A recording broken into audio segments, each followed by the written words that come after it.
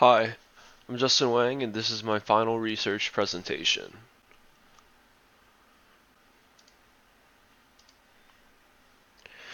Jean Henri Fragonard was born in the provincial city of Grasse, France.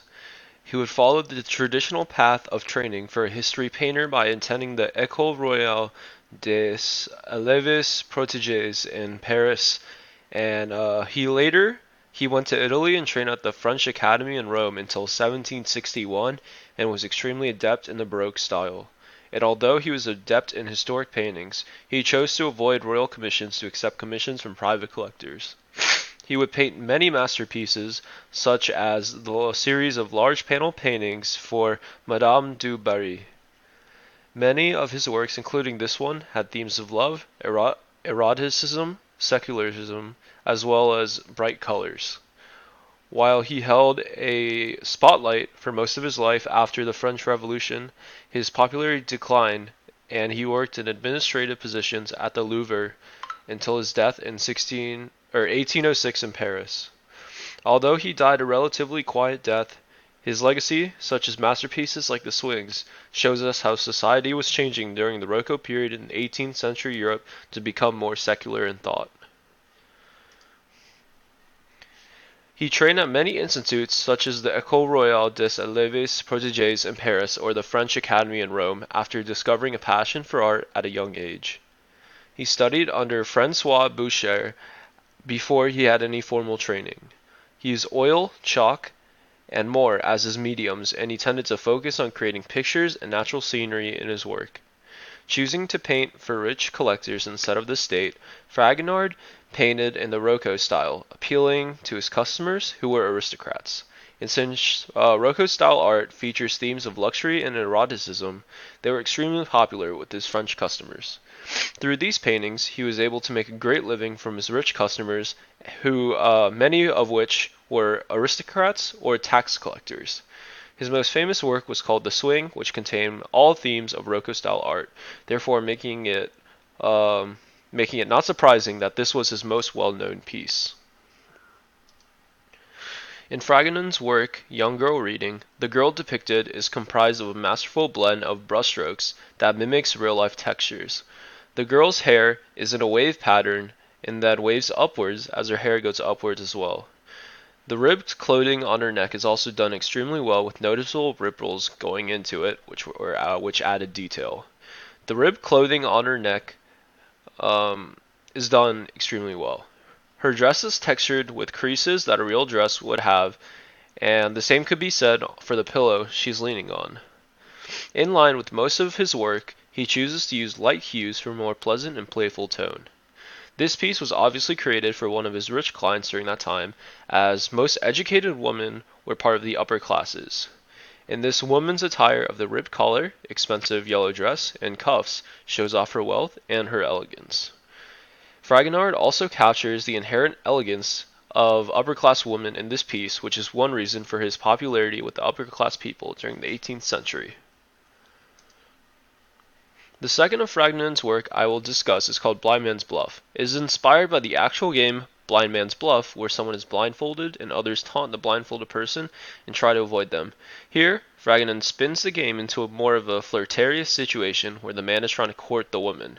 You can notice the two of them noticeably blushing while they are with each other. Also, the blindfold is not completely covering her eyes, so she is merely acting and going along with the game, which shows her interest in the man. Also, just like most of his pieces, this one contains many depictions of nature and flowers surrounding the two figures, which supports the playful nature of this piece.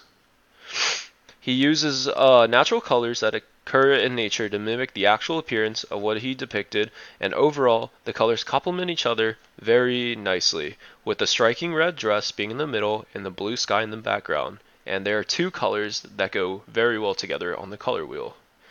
This one was especially popular with 18th century French people because the idea of marrying for love was something that was relatively new at the time, and this piece was often discussed in their salons or places to talk to each other about topics such as art or philosophy, and that was among the aristocratic people or the upper class. Transitioning from the 17th to the 18th century, art was very different. 17th century art was very dark and had meaningful historical or allegorical figures depicted, while in 18th century art, they were replaced by ordinary people, making art more relatable to those viewing it. Fragonard does a really good job making art relatable by tackling topics such as love or playfulness in his works. One of his paintings that it really displays this is called The Swing. Here, a woman is depicted swinging without care of the man peeking under her dress. This goes against the norm, as this would be classified as unladylike or undignified. And the same would go for the man, as his behavior would not be that of a gentleman. Moreover, a bishop is behind her, pushing her and swinging her forward all while this is going on. While having the act of the man peeking up her skirt would already be classified as going against society's values of how men and women should conduct themselves at the time, having the bishop is like the cherry on top to go against present norms. Fragonard also uses lighting coming from the sun to highlight what is happening and hide things such as the bishop, as once you notice the bishop, the ideas presented make a lot more sense. And going back to my thesis of Fragonard challenging society beliefs, and in turn opening more secular thoughts, he does just that in this painting. In conclusion, Fragonard was a leader in the Rococo time period. He challenged conservative societal beliefs by including themes of eroticism and unfaithfulness in his paintings. Moreover, because people in his time period were more open-minded, especially in France with the salons for talking about philosophy and art, many were able to appreciate his art. He depicted women being able to read, playful flirting, and inappropriate acts in front of a bishop in just some of his works. And at the same time, he had the skill to create a very vivid and detailed picture, as from when he was young, he had always been a genius in creating whatever he set his mind to. Overall, Fragonard had a profound impact on 18th century France by promoting secular thought. Also, when looking back at history today, we can see how the thoughts of the people of the past evolved as time went on. In comparing Fragonard's 18th century works to 17th century works, we are able to see just that.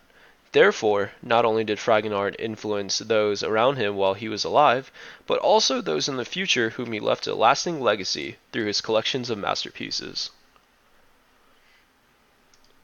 And these are my photo citations and my regular citations. Thank you.